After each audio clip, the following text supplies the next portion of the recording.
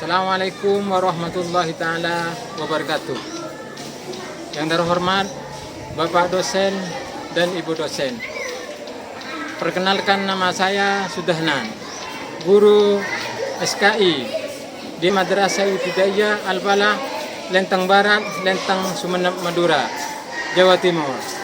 Saya sekarang adalah mahasiswa mengikuti program profesi guru di LPTK UIN Maulana Malik Ibrahim Malang. Pada hari ini, hari Sabtu, tanggal 14 Januari tahun 2023. Pada hari ini, saya melaksanakan tugas praktek pembelajaran di kelas saya sendiri, di tempat saya mengajar. Terima kasih. Assalamualaikum warahmatullahi taala wabarakatuh.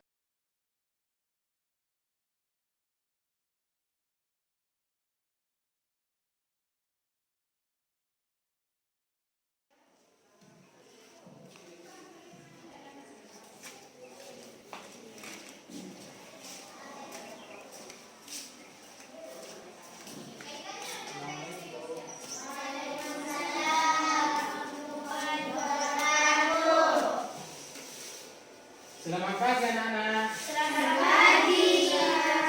Bagaimana kabarnya anak-anak? Baik. Alhamdulillah. Luar biasa. Allahu Akbar. Coba tepuk semangat.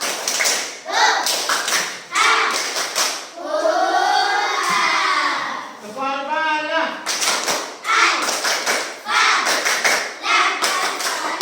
Iya.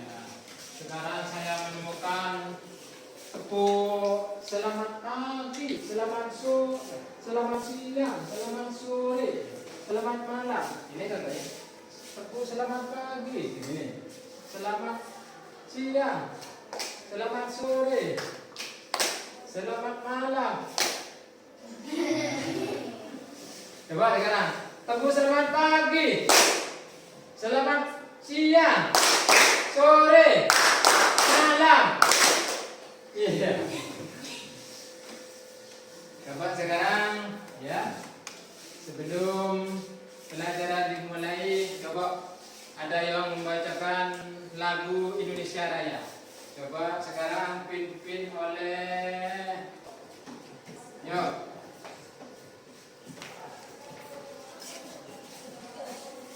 Nah, mulai. Indonesia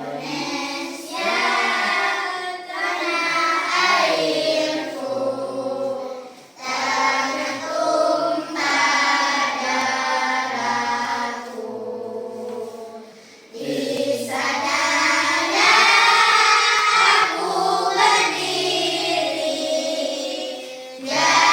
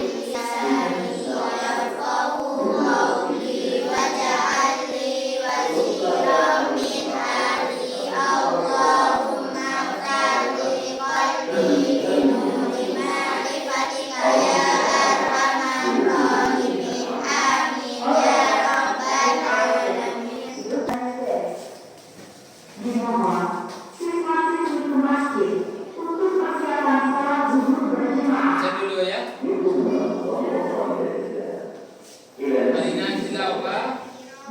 Bahasa desa. Adira. Desa Rodira. Pamartul Hobiba. Maisaratul Hayyaro. Muhammad Chandra Al-Barisi. Dada. Mana? Sabir. Sakit. Noro Huratul Aini. Adira. Huratul Nada. Adira. Dina Robiah Farroha. Adira. Salsabila Huratul Aini. Adira.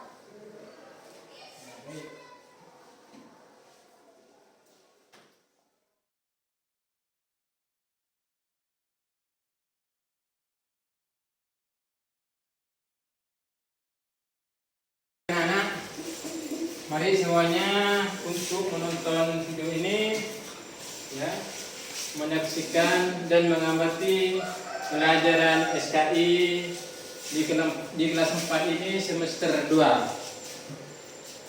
Perhatikan ya, amati. Baiklah saudara-saudara, hari ini kita masih di pelajaran 4 yang berjudul Hijrahnya Nabi Muhammad SAW ke Taif. Jika pada pelajaran minggu lalu kita membahas tentang penyebab apa saja yang menyebabkan Rasulullah hijrah ke Taif, maka pada pertemuan hari ini kita akan belajar tentang perjalanan dakwah selama di Taif dan meneladani sikap Rasulullah Muhammad selama berhijrah di Taif. Taif adalah daerah yang berhijrah dari Rasulullah. Tujuan Rasulullah untuk berhijrah ke Taif diantaranya adalah untuk memperluas ajaran Islam keluar kota Mekah. Di wilayah yang berjarak sekitar 80 km dari Mekah ini, Rasulullah berharap bahwa disinilah dapat berkembang dakwah Islam. Nah anak-anak, seperti yang sudah kita pelajari bahwa salah satu penyebab dari hijrahnya Rasulullah ke Taif adalah bapaknya Abu Thalib dan juga sang istri Ummul Mukminin Khadijah. Sehingga tujuan yang lain dari hijrahnya Rasulullah ke Taif adalah untuk menghilangkan kesedihan setelah ditinggal wafat oleh Khadijah dan juga sang paman Abu Thalib. Anak-anak, Khadijah dan juga Abu Thalib merupakan dua orang pelindung dari Rasulullah SAW dalam berdakwah. Nah, semenjak wafatnya Khadijah dan juga Abu Thalib, orang kafir Quraisy semakin bebas melakukan tekanan terhadap dakwah Rasulullah. Tujuan selanjutnya dari Rasulullah hijrah ke Taif adalah untuk menemukan tempat yang lebih aman guna dijadikan pusat dakwah Islam. Penghinaan dan penganiayaan yang dilakukan kaum Quraisy terhadap Nabi Muhammad dan juga kaum muslimin telah melampaui batas, sehingga Rasulullah merasa bahwa Mekah bukan lagi kota yang aman untuk berdakwah. Sebagian besar penduduk Mekah secara terang-terangan menolak ajaran Islam. Dengan hijrah ke Taif, Rasulullah berharap agar penduduk Taif dapat menerima ajaran Islam dan menjadikan Taif sebagai pusat dakwah Islam. Nah anak-anak, akhirnya pada bulan Syawal pada tahun ke-10 kemudian berangkatlah Rasulullah SAW ke Taif dengan ditemani oleh Zaid bin Harisah. Rasulullah dan Zaid bin Harisah berangkat ke Taif secara diam-diam. Rasulullah khawatir apabila keberangkatan ke Taif diketahui oleh kaum kafir Quraisy, maka kaum kafir Quraisy akan menghalangi perjalanan Rasulullah. Nah anak-anak, setelah Rasulullah tiba di Taif, Rasulullah kemudian langsung menemui para pemimpin dari Bani Saqif. Rasulullah berharap para pemimpin dari Bani Saqif ini dapat menerima ajaran Islam dan mau mengajak mereka untuk meninggalkan penyembahan terhadap berhala. Setelah Rasulullah bertemu dengan para pemimpin dari Saqif, yaitu Abdul Yahil, Humaid, dan juga Mas'ud, Rasulullah menceritakan ajaran agama Islam kepada mereka. Rasulullah mengajak mereka untuk menyembah Allah Subhanahu wa Ta'ala. Namun ternyata tanggapan mereka tidak seperti yang Rasulullah inginkan. Para pemimpin dari Saqif ini menolak ajaran Rasulullah yang penggunaannya sangat menyakitkan. Secara terang-terangan mereka menolak ajaran Islam dan justru menghina dan menyakiti Rasulullah. Mendapat penolakan dari pemimpin Bani Saqif, Rasulullah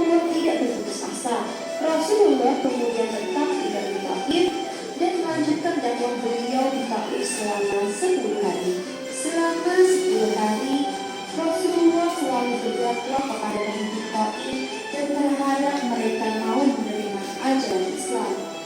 Namun, ternyata tidak ada satupun orang penduduk Taif yang mau menerima dakwah Rasulullah.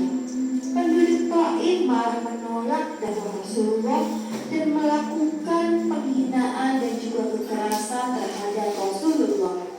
Anak-anak, penduduk Taif secara terang-terangan melakukan penolakan terhadap dakwah Rasulullah. Mereka menolak dakwah Rasulullah dengan kasar. Bahkan, Rasulullah diusir dan dilempari batu hingga terluka.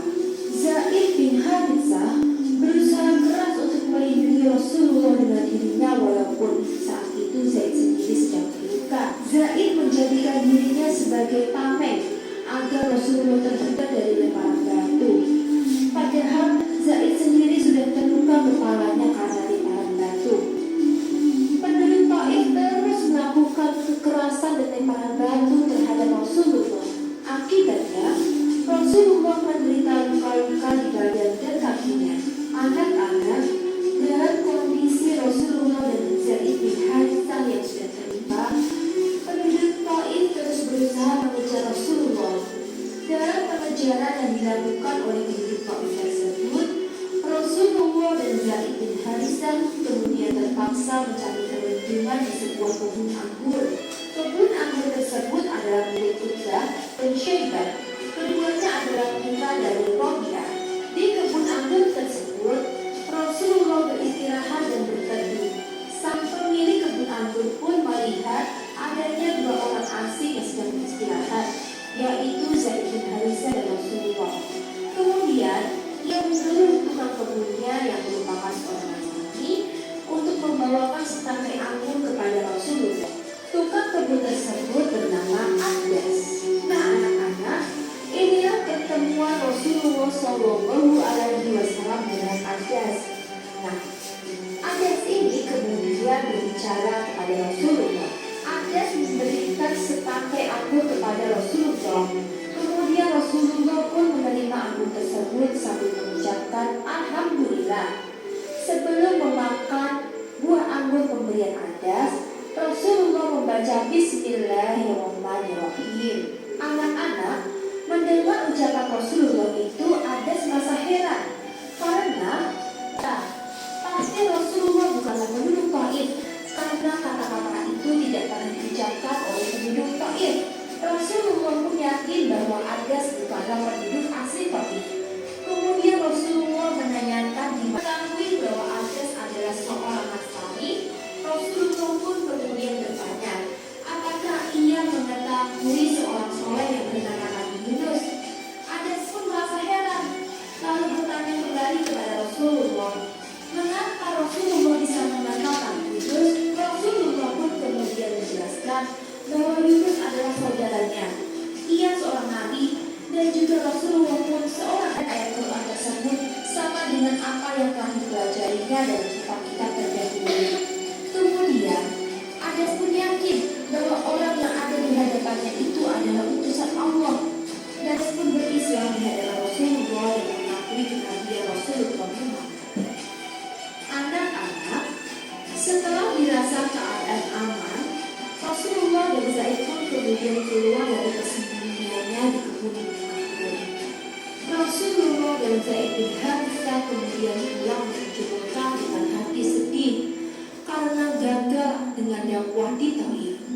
Namun, Rasulullah tetap sabar dan ikhlas dengan apa yang dilakukan oleh penduduk Taif terhadap beliau. Rasulullah mendoakan penduduk Taif agar kelak ajaran Islam. Begitu besar kesabaran Rasulullah terhadap penduduk Taif yang sudah menyakiti beliau.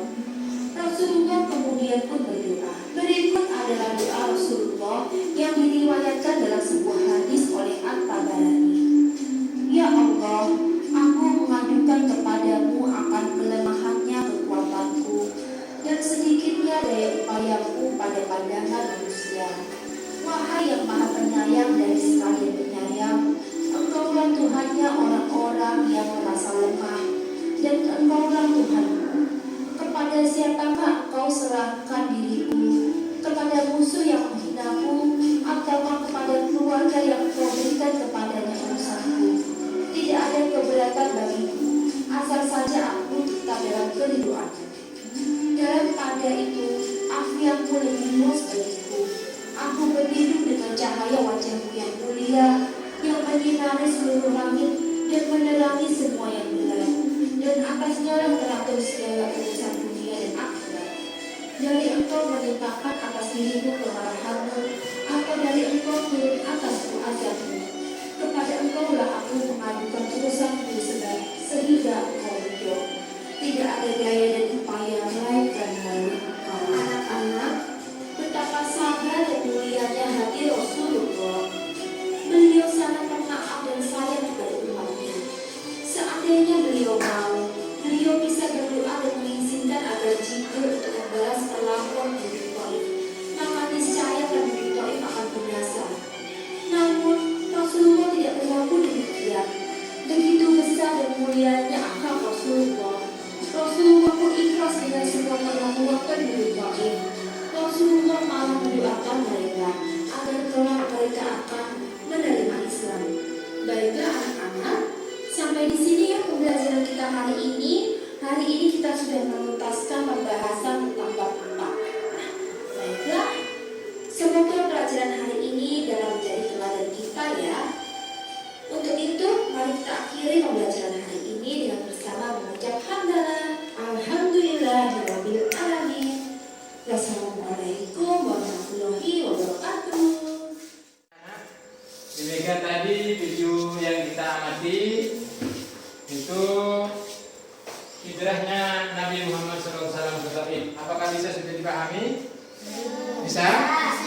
Mari kalau sudah paham, mari dikelompokkan, dijadikan 3 kelompok. Mari dijadikan 3 kelompok.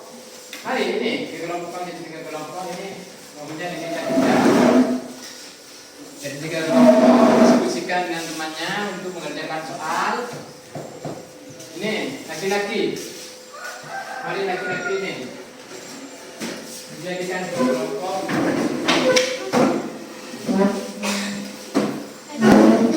Ya.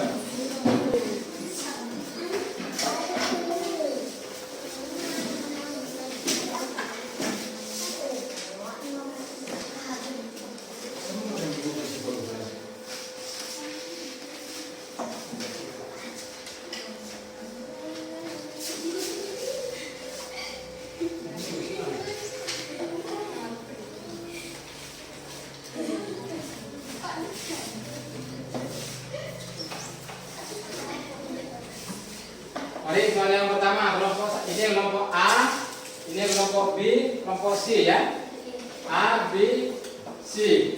Coba kelompok A tulis.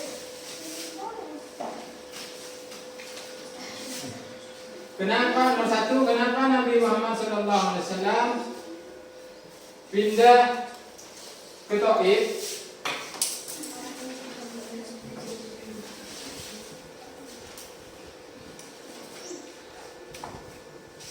Kemudian nomor 2, siapakah yang menemani Nabi Muhammad SAW ketika hijrah ke Taif?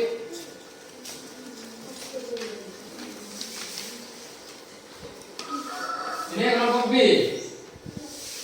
Ketaban apa saja Nabi Muhammad SAW ketika pindah ke Taif? Sebutkan ketaban apa saja. Yang kedua, apa penyebab Nabi Muhammad SAW hijrah ke Taif?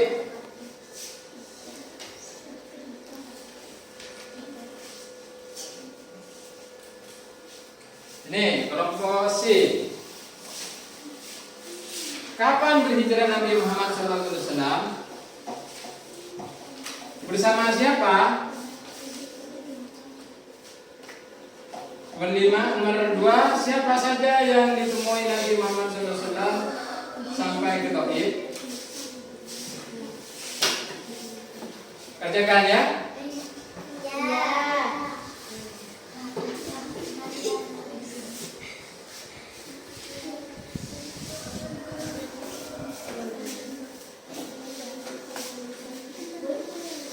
bacakan.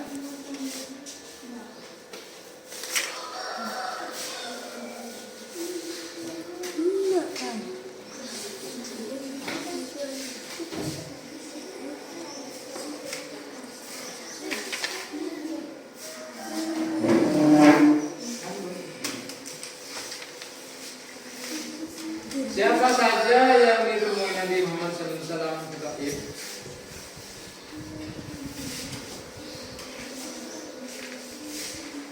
Bersama siapa Nabi Muhammad SAW di Taif? Berdua.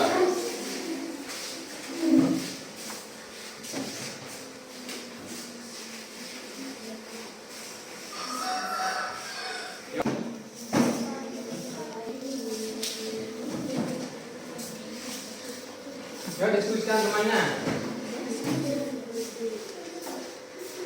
Kalau sudah,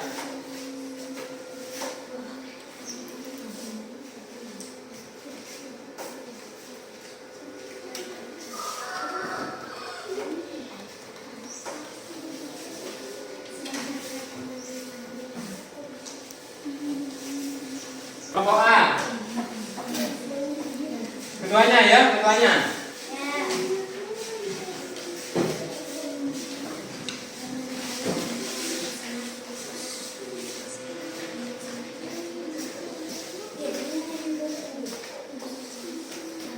Ayo baca, coba. Baca soalnya. Kenapa Nabi Muhammad SAW ditangkap? Jawabannya, karena Taif dengan ikan.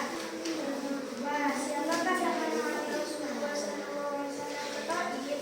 Jawabannya ialah Zaid bin Hasan. Bagaimana? Ya baik. Tepuk tangan untuk kelompok A. Selanjutnya untuk kelompok B.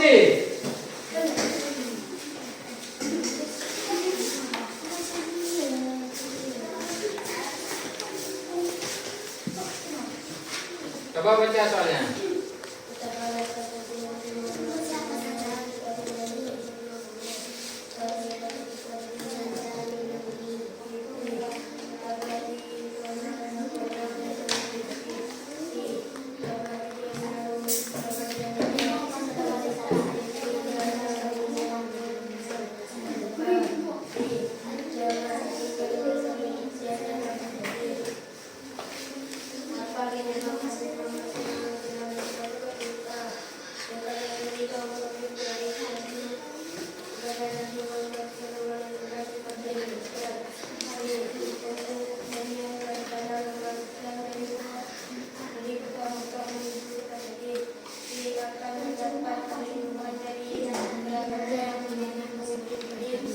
Ya baik, ini jawabannya benar.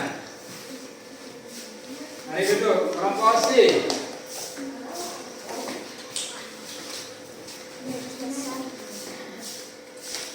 C.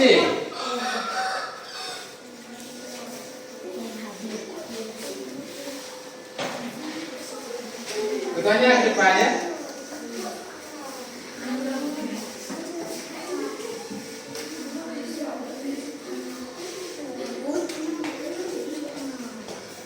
Kelompok C. Ke depan. Ayo ke depan, katanya.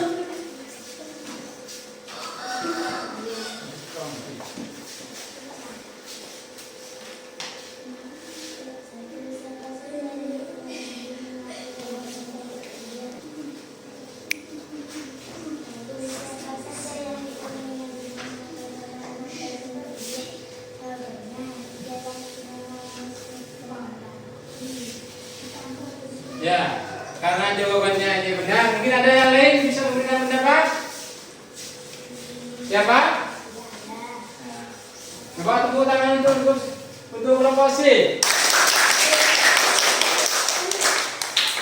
Yang lain, mungkin ada yang memberikan kesimpulan hasil dari video yang barusan yang sudah mengamati, coba memberi kesimpulan.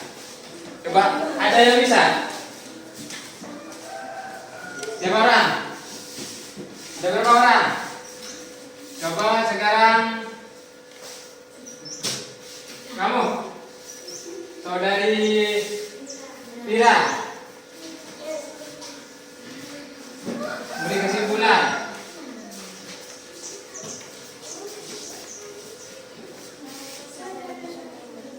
Nabi Muhammad Shallallahu Alaihi Wasallam diberkati pada tahun ke-10 dan ditemani oleh Zaid bin Harithah untuk menyebarkan agama Islam dan dari kota Mekah menuju ke kota Taif sampai di kota Taif ditemui oleh Kinana, Mas'ud dan Habib dan mengajak untuk beriman dan menyembah kepada Allah Subhanahu Wa Taala.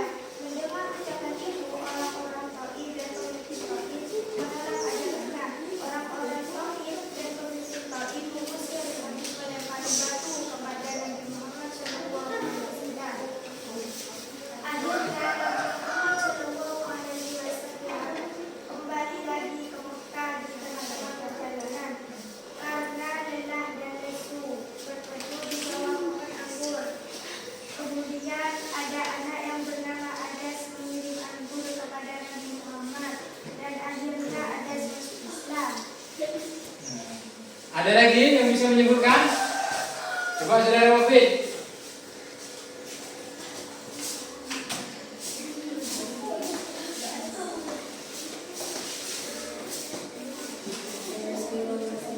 Coba yang nyaring.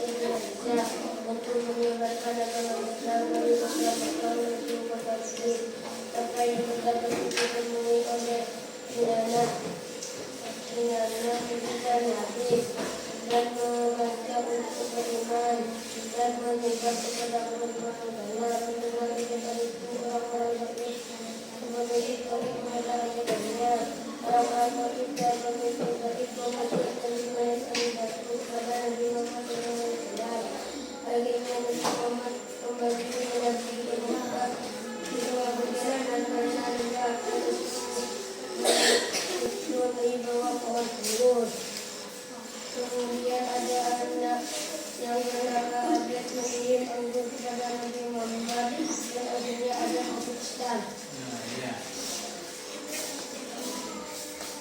Baik, kesimpulannya sudah diselesaikan, sudah bisa paham kesimpulan kudratnya Nabi Muhammad SAW yang bisa ketahui. Jadi Nabi Muhammad SAW itu sebenarnya ketahui pada tahun ke-10 Hijriah, sehingga Nabi Muhammad SAW itu ketahui ditemani oleh Zaid bin Harithah.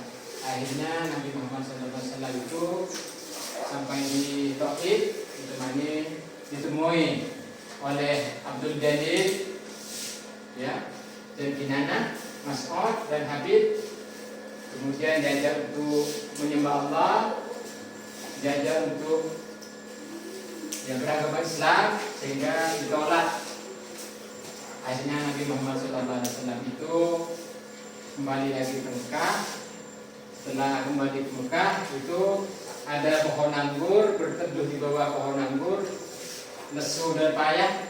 Kemudian ada anak yang bernama Adas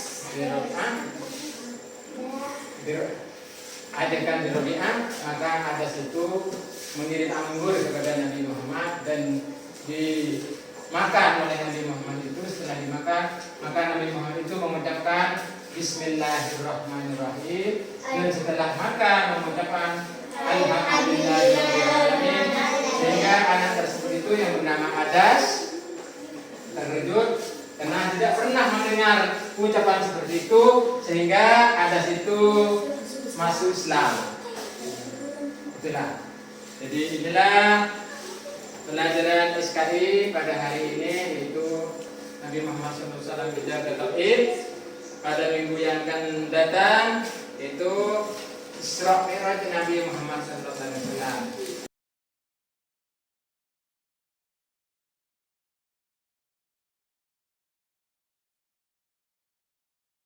Mungkin kami akhiri pada hari ini. Mudah-mudahan jadi ilmu yang bermanfaat dan membaca Quran bersama.